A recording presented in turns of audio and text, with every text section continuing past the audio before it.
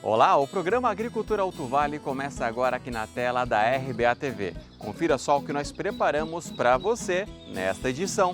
Melancia amarela, produtor de São Francisco do Sul, mantém tradição que começou com o avô. Vamos mostrar os irmãos Meneghelli e José Boatê que trocaram o cultivo de fumo pela produção de uva e hoje fazem até vinho na propriedade. Troca-troca de milho. Projeto emergencial segue até o dia 31 de janeiro. Epagre monitora a cigarrinha do milho, inseto que pode comprometer a safra de grãos. Cobra no catuto? Caninana fica bem à vontade em local destinado aos passarinhos. E morador registra tudo em Laurentino. Você vai ver que o empresário José Boatê está investindo na produção de pitaia. E a expectativa? Aumente a produção. Se aproxime no sofá e vem comigo no programa Agricultura Alto Vale desta semana.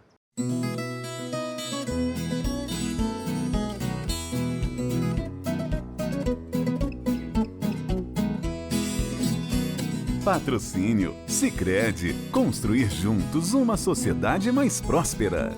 Pamplona, 75 anos. Carne suína tem sobrenome.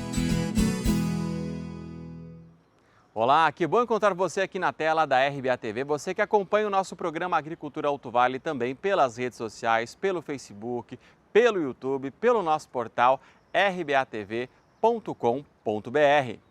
E está à disposição do produtor rural o projeto especial de sementes de milho, pó, cebola e tabaco, a ação emergencial que estende o programa Terra Boa. Mesmo os produtores que já aderiram ao programa Terra Boa de 2023 têm a oportunidade de garantir mais sementes de milho. O projeto visa auxiliar os produtores que tiveram dificuldade com o cultivo devido aos eventos naturais registrados aqui no estado. Em função da importância do milho para a região e para o estado de Santa Catarina, a gente sabe que Santa Catarina já é um tradicional importador de milho, quer seja de outros estados ou outros países. Esse ano ainda intensificou mais essa falta, principalmente aqui na região, em função dos problemas climáticos que ocorreram durante o ano de 2023, especificamente aí outubro e novembro, época essa que estaria sendo feito o plantio do milho, então não foi possível em função do excesso de umidade.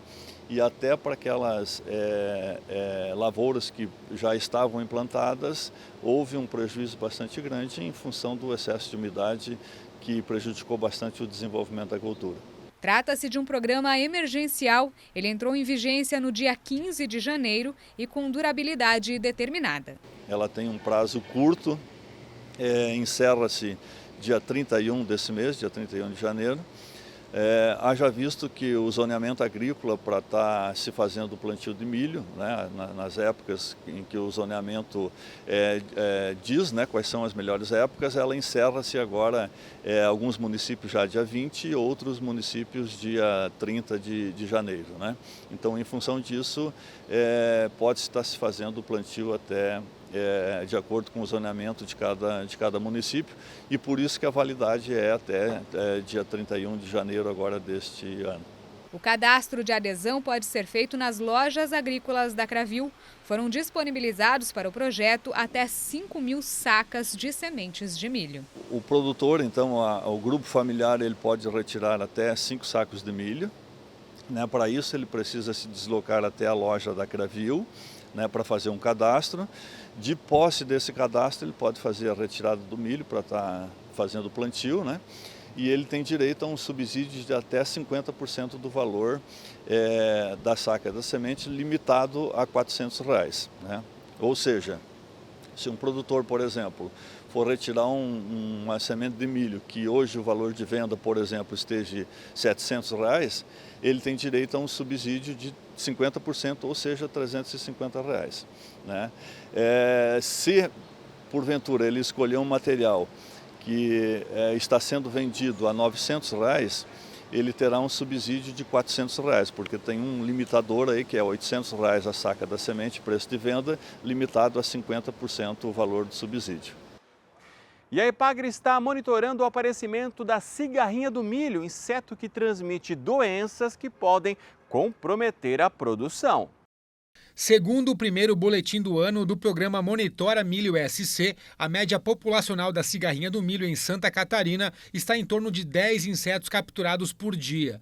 Esse monitoramento é importante porque muitos agricultores já estão semeando o milho da segunda safra. Nós coletamos, nós monitoramos diversas lavouras no estado de Santa Catarina, com as armadilhas adesivas amarelas que vêm para o laboratório, onde nós contabilizamos a quantidade de insetos que nós coletamos semanalmente nessas armadilhas e fazemos o PCR, um diagnóstico por vias moleculares nesses insetos, para saber a infectividade desses insetos com esses patógenos do milho. Nós geramos então esses boletins semanalmente para ajudar o agricultor a tomar a decisão se precisa ser empregado algum método de controle, ou até mesmo ele acompanhar na sua região ou no estado como é que tem sido a evolução desse patossistema, desse problema do enfesamento no estado com relação ao inseto vetor, que é a cigarrinha. Como a cigarrinha do milho pode trazer grandes prejuízos para a lavoura, o levantamento serve também para ajudar os agricultores e técnicos a tomar decisões sobre o manejo das plantas. Essas medidas de manejo iniciais da lavoura, com controle químico aliado com biológico, é extremamente importante para o manejo dessa doença antes dela ser transmitida para as plantas daquele cultivo. Eu recomendo que o agricultor leia a bula dos inseticidas antes de adotar esses inseticidas, para que ele conheça o período de aplicação recomendado, para que ele possa usar aquele produto na sua máxima eficiência e que também aplique em horários do dia onde não tenha, dos quais não tenha muito vento, para não ter muito deriva, que o maquinário seja bem regulado para não ter muitas perdas e para uma boa proteção da sua lavoura.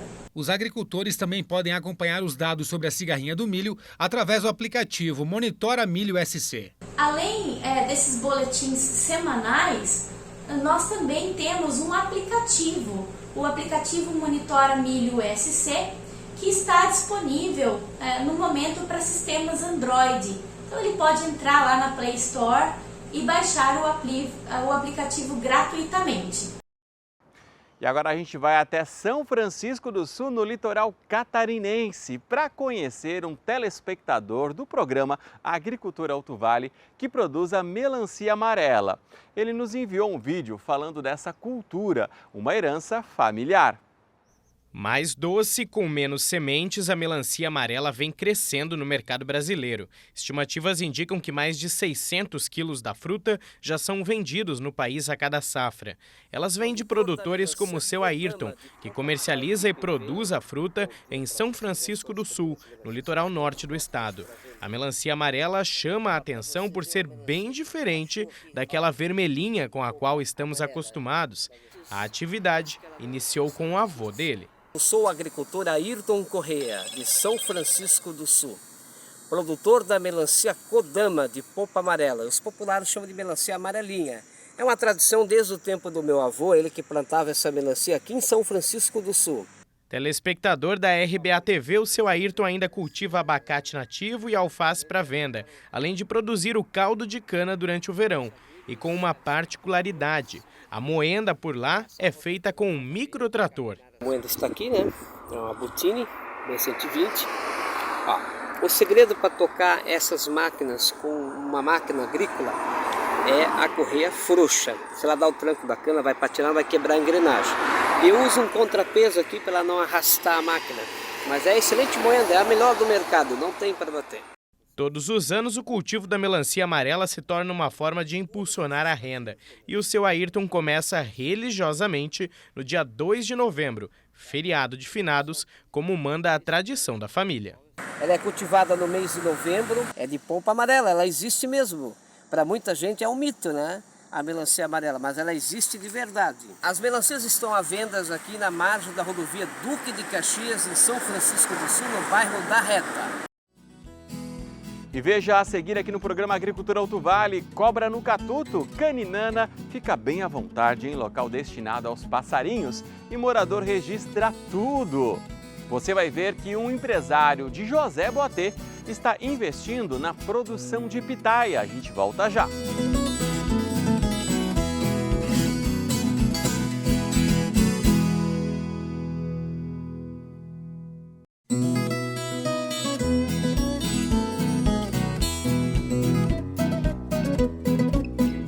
Patrocínio Sicredi, construir juntos uma sociedade mais próspera. Pamplona, 75 anos. Carne suína tem sobrenome. E vamos agora até José Boatê para mostrar que o empresário está investindo na produção de pitaia. Foi em 2021 que esse empresário que vive no centro de José Boatê resolveu investir na produção de pitaia. O terreno escolhido foi esse, com cerca de 1 hectare e que fica próximo da empresa dele. O Jonas também conta com a ajuda da esposa, a Cristiane, para a produção. Surgiu o interesse quando a gente foi conhecer a cultura no sul do estado, mas basicamente lá em Orleans. E a gente ficou apaixonado pela cultura, né? A fruticultura, a parte de alimentação, a gente sabe que é o futuro, né? A gente precisa alimentar as pessoas e surgiu na cultura da pitaia uma oportunidade de a gente também ajudar a alimentar as pessoas e também um hobby. Final de semana a gente está sempre na lida ali, né? Tá trabalhando para sempre oferecer uma fruta de qualidade para toda a nossa comunidade aqui. O Jonas explica que o investimento inicial é um pouco alto e também é preciso aprender sobre o manejo da fruta. Ela é uma cultura perene, né? Ou seja, ela dura a vida toda, mas para começar a produzir ela demora, assim, produzir 100% da sua capacidade em torno de 5 anos. Então, assim, é um investimento que a gente tem que fazer a longo prazo, né? Não é simplesmente plantar ali e já a cultura está dando retorno.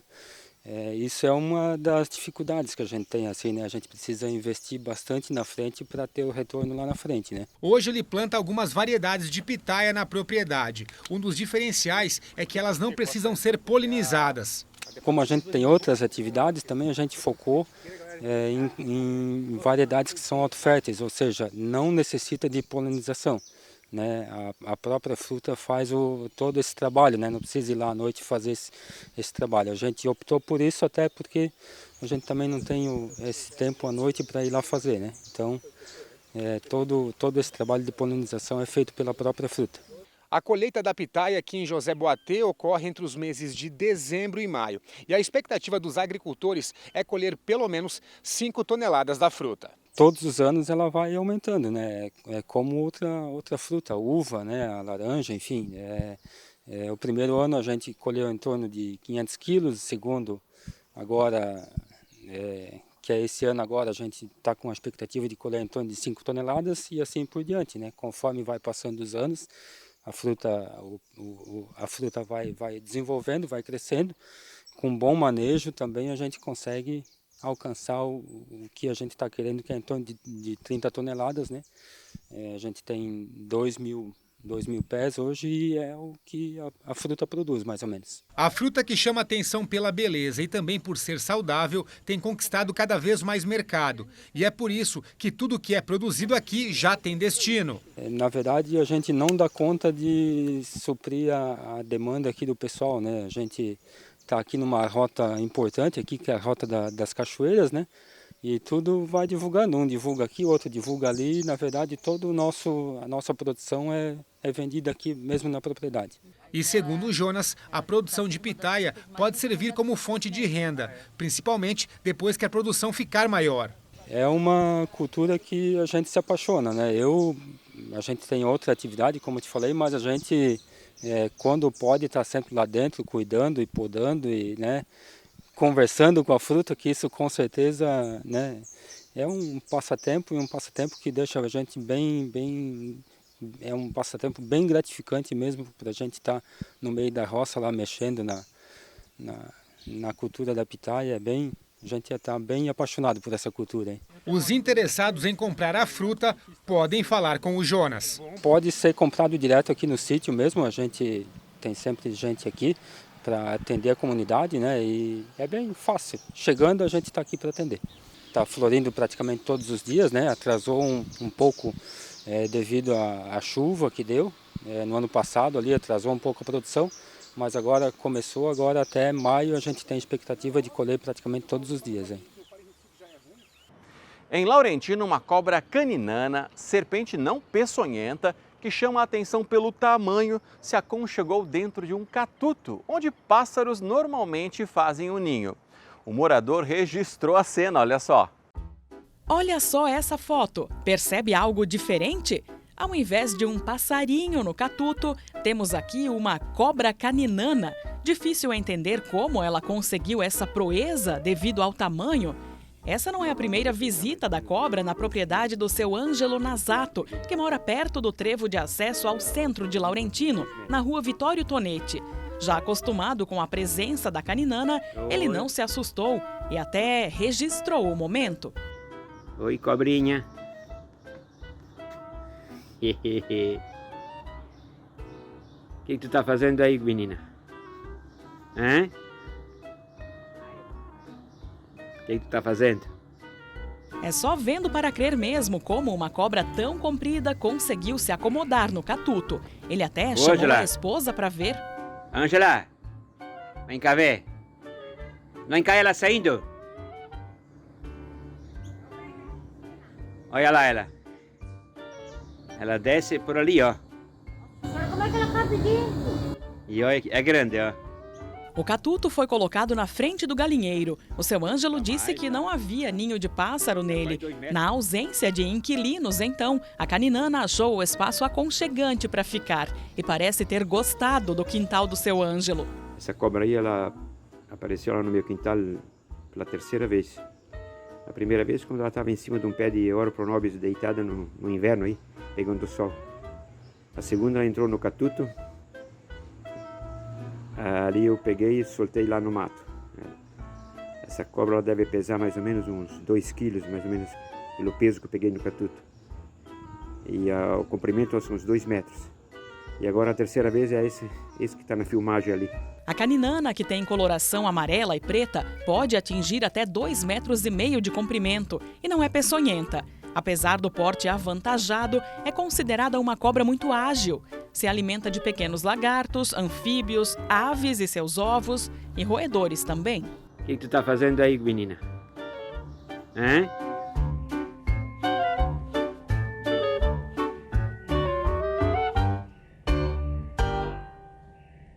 E desde o dia 1º de janeiro deste ano, todos os plantios de soja devem ser cadastrados junto à SIDASC. Essa medida faz parte da portaria do Ministério da Agricultura, Pecuária e Abastecimento, o MAPA. Essa portaria instituiu o Programa Nacional de Controle da Ferrugem Asiática na soja. O produtor rural que decide investir na cultura precisa cadastrar a lavoura no site da SIDASC após o término do plantio. Esse cadastro é obrigatório. É uma medida que ela entrou em vigor desde o dia 1º de janeiro de 2024, né? Na qual ela diz que toda a área plantada de soja, a partir da hora que o produtor plantar essa área, ele terminou aquele talhão ou aquele quadro, ele tem 10 dias para fazer um cadastro. Esse cadastro está linkado à SIDASC, dentro do site da SIDASC, e esse é um programa que vai vir a somar junto no consórcio da antiferrugem a nível de Brasil, né? Então existe um projeto macro, que é o nacional, de extrema importância para um problema que existe na soja, que causa perdas irreversíveis e que preocupa não só Brasil, mas como toda a América Latina, onde tem soja, assola essa doença. Então tem um projeto nacional e cada estado desenvolve o seu sistema de cadastro. O formulário digital é de fácil acesso e pode ser preenchido direto pelo produtor ou com a ajuda da equipe técnica da Cravil ou dos escritórios da Epagre e SIDASC da região.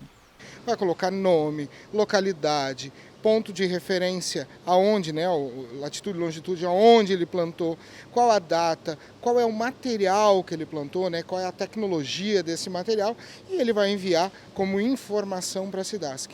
Todas essas informações elas vão gerar um banco de dados interno para eles e depois isso vai a nível nacional para que se faça esse monitoramento. A ferrugem asiática é uma doença que impacta diretamente na produtividade das lavouras de soja. O fungo que causa essa doença e se prolifera de uma maneira rápida tem sido cada vez mais frequente também aqui na região do Alto Vale e na Serra Catarinense. Por isso, todas as formas de controle devem ser adotadas para minimizar os prejuízos. Nós monitoramos, como cooperativa Departamento Técnico, há mais de mês, os pontos onde já tinham esporos da doença a nível do Brasil, que esse ano foi um ano que ela apareceu antes, né, e ela já está atacando a lavoura num período bem cedo, desde o início da lavoura, e nós precisamos com isso tomar atitudes e ações para mitigar o ataque dela, porque a gente sabe que são danos irreversíveis. E daqui a pouco, o clima já faz Brasil perder 11 milhões de toneladas de grãos. E vamos mostrar os irmãos Meneghelli de José Boatê, que trocaram aí o cultivo do fumo pela produção de uva e hoje fazem até vinho. A gente volta já.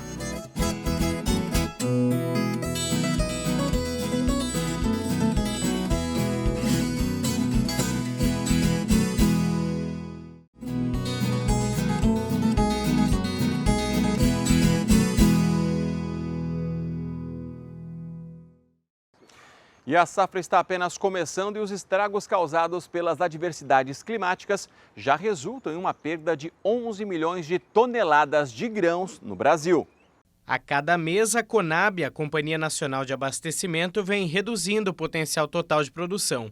Em outubro, a projeção era de 317 milhões de toneladas. Nesta semana, o volume foi revisado para 306 milhões. O Rio Grande do Sul, estado mais impactado pelos efeitos climáticos nos últimos anos, será a exceção, prevendo-se um aumento na produção de grãos. Os gaúchos colherão 44% a mais de milho, 68% a mais de soja e 11% a mais de arroz. O Paraná, segundo maior produtor, terá a safra reduzida para 43 milhões de toneladas, 3 milhões a menos do que no ano passado. O Rio Grande do Sul, terceiro maior produtor nacional, deverá elevar a produção de grãos para 39 milhões de toneladas neste ano, um volume 41% superior ao de 2023, mas ainda 2 milhões abaixo do previsto em outubro. As condições climáticas desfavoráveis afetam os principais itens da produção agrícola brasileira, a soja e o milho. A produção de soja, inicialmente estimada em 162 milhões de toneladas, caiu para 155, de acordo com as últimas previsões da Conab. Esses dados consideram o desempenho das lavouras até o final de dezembro. No entanto, o fenômeno El Niño, responsável pelas adversidades climáticas, manterá seus efeitos nos próximos meses, com potencial para uma redução ainda maior da safra. Algumas consultorias já estimam a produção de soja em 151 milhões de toneladas, ficando abaixo do recorde de 154 em 2023. E o cultivo de uva no lugar da produção de tabaco. Essa foi a aposta de dois irmãos de José Boatê, que conseguiram fazer a transição de cultura e hoje fabricam até vinho na propriedade. Nas terras onde a família cultivou o fumo por mais de meio século, os irmãos Rogério e Sandro Meneghelli hoje colhem uvas. A área de produção de tabaco foi sendo substituída aos poucos pelos parreirais, um trabalho que eles começaram ainda em 2013 e em 2020 completaram a transição. A troca se deu por conta da desvalorização do tabaco pelas fumageiras, escassez de mão de obra e também porque era um desejo do pai deles. Daí um dia a gente estava dentro da roça de fumo e foi um ano de estiagem e o fumo estava ruim. Daí o pai comentou que ele gostaria de ver uma roça de uva na propriedade dele. Foi onde que a gente teve a ideia de começar, a gente fez um projeto naquele ano e no ano seguinte, em 2013, a gente concretizou o sonho nosso. No início foram 1 hectare, né? E hoje a gente já implantou o segundo vinhedo em 2020 e está com 2 hectares de uva Niágara. A propriedade dos Meneghelli fica na rua 13 de Maio, na área central de José Boatê. Hoje são cultivados aqui cerca de 5 mil pés de uva, das variedades Niágara, branca e rosada, e Bordeaux. As parreiras são conduzidas tanto em sistema de manjedoura quanto em espaldeira. Os dois irmãos destacam que começaram do zero a produção, foram atrás de conhecimento em outras regiões onde a cultura é tradicional e o Rogério ia conciliando o tempo entre o cultivo de uva e o trabalho como policial militar. O serviço policial militar ele é muito estressante. Então, a válvula de escape que eu tinha era a roça. Então, eu vinha para cá, saía do serviço, eu vinha para cá, eles falavam, mas como você aguenta? Eu disse, eu não aguento, eu tenho aquilo lá, eu sinto prazer em fazer, então não é trabalho. Quando a gente faz com prazer, não tá trabalhando. E daí a gente começou, tem trabalho no inverno que não tem produção de uva, cobertura de solo, tem tratamento dos pareirais e tudo mais, mas tem muito serviço. A expectativa de colheita nesta safra fica em torno de 12 a 15 toneladas. Eles poderiam colher mais que o dobro se o clima tivesse ajudado. Além da produção de uva, os Meneghelli também fabricam e vendem vinhos artesanais na propriedade, onde o movimento aumenta bastante em época de colheita. Essa estrutura da propriedade, antes usada para armazenamento e secagem de fumo, também foi toda adaptada para esse trabalho com a uva. Aqui, por exemplo, onde era a estufa, hoje é o ponto de venda. As uvas são colocadas em caixas com 5 quilos cada, uma forma de facilitar o atendimento ao cliente. Cada caixa é vendida a R$ 35 e o visitante ainda pode escolher aqui os tipos de vinho. A gente não tem a mão de obra, né, que facilita fazer um colhe e pague.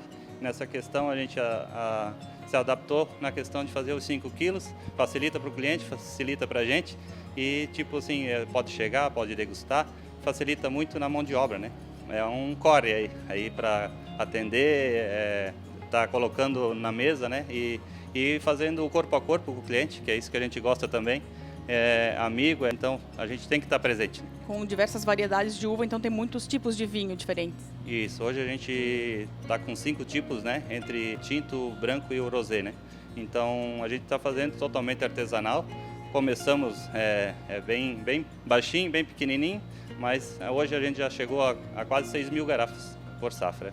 O Luciano, que é de Campo Alegre e veio para a região a passeio, aproveitou para dar uma passada aqui e garantir uvas e vinhos. Através do Facebook, né, eu conheci eles e a gente estava indo até Vitor Meirelles, resolveu vir aqui para conhecer o produto aqui, a qualidade, né, de ótima qualidade mesmo, o vinho, a uva, muito boa. E vamos vir mais vezes, que é muito bom, de boa qualidade aqui.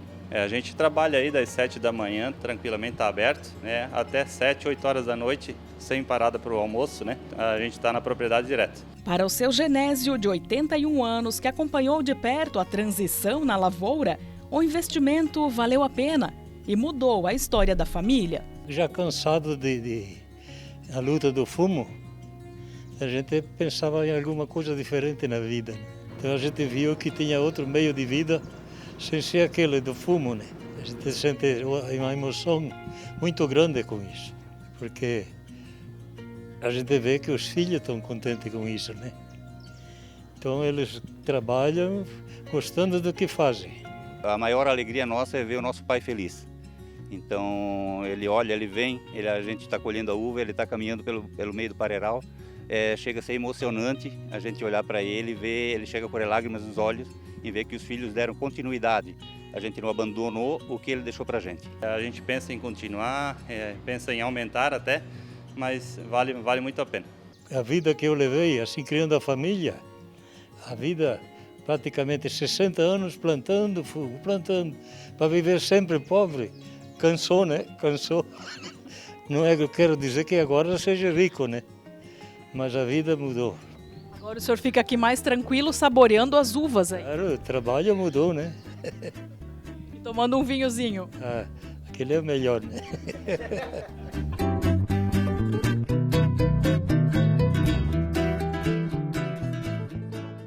O programa Agricultura Alto Vale fica por aqui. A gente lembra que todas as reportagens estão disponíveis na nossa página do Facebook. Dá para curtir, comentar e compartilhar. Não se esqueça também, todo o programa, as matérias estão em nosso portal rbatv.com.br. A gente se encontra na próxima semana. Um grande abraço e cuide-se bem!